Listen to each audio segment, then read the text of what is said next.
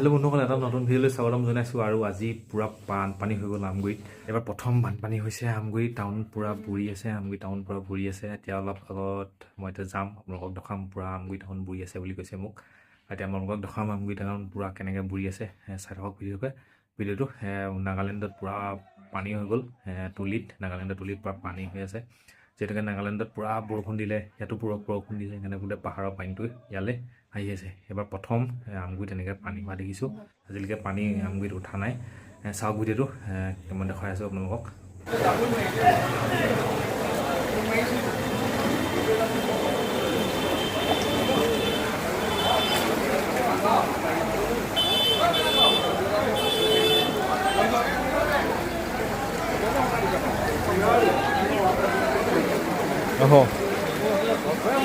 পানী হাতী হৈ গ'ল দেই।